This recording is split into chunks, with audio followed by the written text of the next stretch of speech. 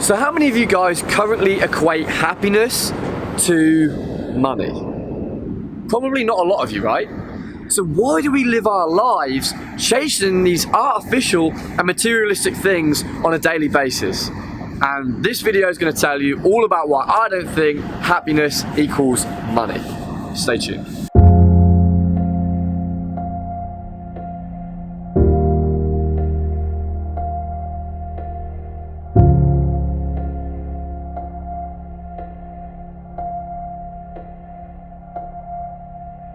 Now, my mother always used to say to me, she said, Jack, money equals choices, not happiness. And from that day I believed her. It's something that certainly resonated with me. And the reason behind that, I believe, is this concept known as hedonic adaptation.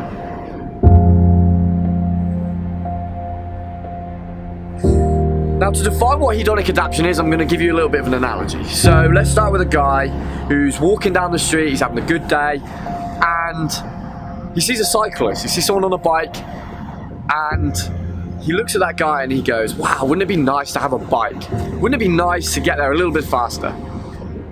But little does he know that the guy on the bike sees a car next to him, and he's like, oh, what I would give to have a car. How nice would that be, right? Get there a little bit quicker, have a nice whip. But he doesn't know that the guy in the car actually is at the traffic lights, and he sees a car next to him that's a new version of his car. It's a sportier version, and he's like, man, I've got a car, but I would love a faster car. I'd love that sports version. But then that guy that he's sitting next to looks up in the sky and sees a helicopter, and he's like, wow, what must the view be like from up there? I need to get myself a helicopter. And the point of hedonic adaptation is the fact that we're never fully satisfied, especially by money. And that's why we shouldn't go chasing it for happiness. Because we're never going to be satisfied, we're never going to be happy. There's always going to be something else that we can acquire in our lives.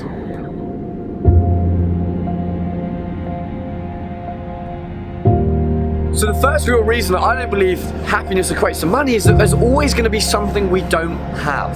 There's always going to be something else that we can purchase.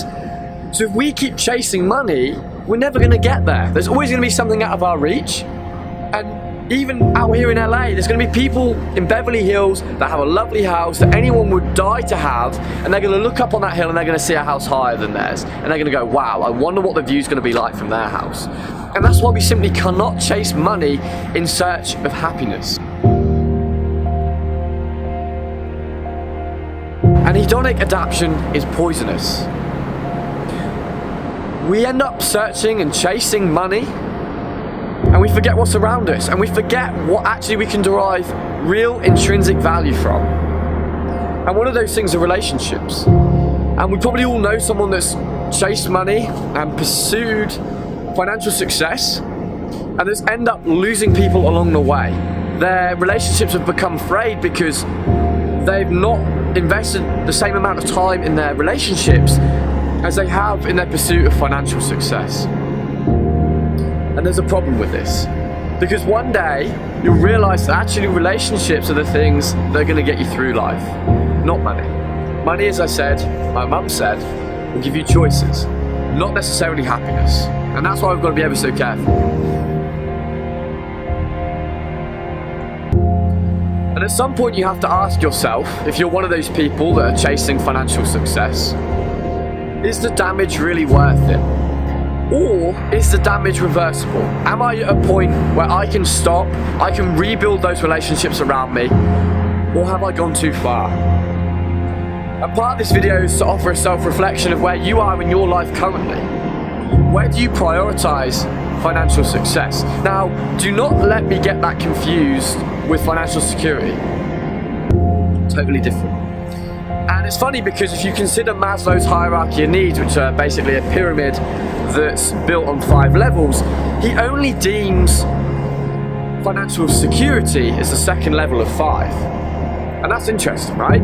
That means that he doesn't think it's one of the top motivators. He thinks there's 3 things higher than financial stability. And ironically, the thing that's above financial stability is relationships, and it's called love and belonging, and it's our ability to feel loved by others, And I sometimes feel that people get far too caught up in chasing money that they end up losing the value of these relationships. And the funny thing is that very rarely people know what they would do with all this money. So if I asked you now, what would you do with $10 million? I'm sure most of you, unless you're a financial advisor, would have very little knowledge as to how to go about using that money in the best way. And that's why a lot of lottery winners actually go broke. Because they don't know what to spend it on, so they spend it on everything and they end up with no money. And there's a certain level of being financially comfortable, I understand that. And I'm not naive to the fact that we should aspire to be financially comfortable. But how much further do we go? How much more do we chase in pursuit of these materialistic things? And often, these materialistic things lead us living an artificial life. It's not real anymore. We're chasing the next technological advance. We're chasing the newest car. And all of a sudden, the things that really matter in life don't.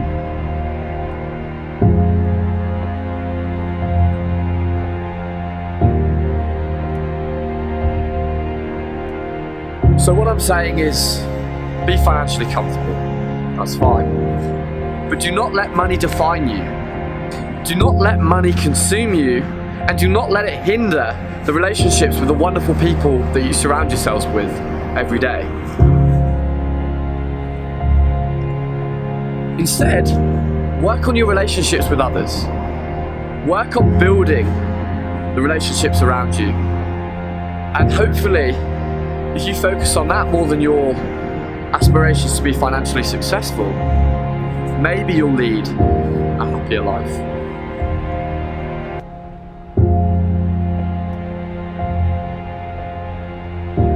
And I think the main problem with chasing money is that we become ungrateful.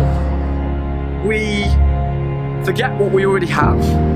We forget to be thankful for the things that got us to where we are today. So the next thing I want you to think about is, where are you right now? Most of you are sitting somewhere where there's a roof over your head. The fact that you can even access this video means that you have Wi-Fi, you have running water, you probably had access to free education. And we take it for granted because everyone around us in our immediate circle had the same privilege. But consider those that don't. Now my mum, she always used to say to me, Jack, when I was, complaining that I was hungry, there's kids starving in Africa. And maybe it was tongue-in-cheek, but it was also true. And it's crazy to think that there are kids today that are dying from starvation. And we have the audacity to complain when we're chasing the newest iPhone and we don't have it, or we didn't get a certain amount of likes on our Instagram picture. Are those the things that really matter in our lives? I don't think they are. Perhaps you do, and perhaps if you do, maybe you should reevaluate being grateful for the things that we have. When was the last time you thanked someone? When was the last time you thanked your mother or father or friend or sister or brother for all the help that they've given you in your life? You'd be surprised how happier that makes you, and you'd be surprised how much happier that makes the people around you. I'm incredibly thankful for everyone in my life, so if there's anyone that's watching this today that has a direct influence on my life, thank you so much. You really do mean the world to me. No matter how much time I spend with you, know that it's valued and that I'm incredibly grateful for everything that you guys do for me. But tell someone else that. Tell your mother, tell your father. Tell them just how grateful you are that they've got you to the place that you are in today. Work on those relationships. And to conclude this video, I just want you to self-reflect. Where are you now? Where do you want to go? Are you fueled by money? Are you fueled by other things? Build those relationships. Thank the people that need to be thanked. Be grateful for the things that you have today that you take for granted. And if you ask me, only when we do that will we truly find happiness.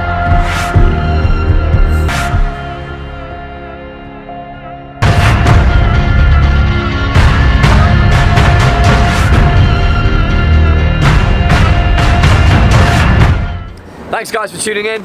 If you loved what you heard today, hit that subscribe button, give us a thumbs up, write stuff in the comments to say how cool I am. Oh, I'm not that cool, but I mean the view's cool, right? And if there's anything that you feel I haven't covered yet in one of my motivational videos that would be pertinent to your life, please put it in the comments. I'll get to it eventually. I mean, I'll reply to all the comments, but I'll finally make a video for you.